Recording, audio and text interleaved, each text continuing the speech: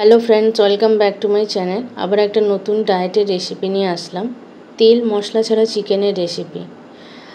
ফার্স্টবার try করেছি, তো দেখে না যায় কীভাবে বানানো যায়। তো প্রথমে কড়াইতে চিকেন নিয়েছি, গোটা টমেটো এবং হাফ পোর্শনটা নিয়েছি, গোটা পেঁয়াজেরও হাফ পোর্শন নিয়েছি, 3-4 কোয়া রসুন আর 2টো কাঁচা লঙ্কা, অল্প আদা এবং স্বাদ মতো নুন, আর টেস্টের জন্য আমি একটু হলুদ গুঁড়ো ব্যবহার করেছি, আপনারা চাইলে স্কিপ করতে পারেন।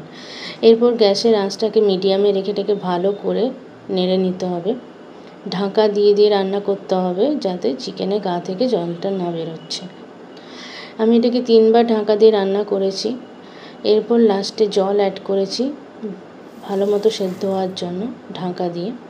দেখুন অনেকটাই সেদ্ধ হয়ে গেছে, চিকেনের গা থেকে জলটাও বেরিয়েছে এবং এই যে তেলটা দেখতে পাচ্ছেন এটা চিকেনের গা থেকেই বেরিয়েছে। এরপর লাস্টে আমি গোলমরিচ গুঁড়ো অ্যাড করে নামিয়ে নিয়েছি। আমি জুসটা রেখেছি আমার যেহেতু রুটি দিয়ে খাবো, তাই সেই অনুযায়ী আপনারা চাইলে এটা বেশি রাখতে পারেন, স্যুপের মতো বা স্টুয়ের মতো করেও খেতে পারেন।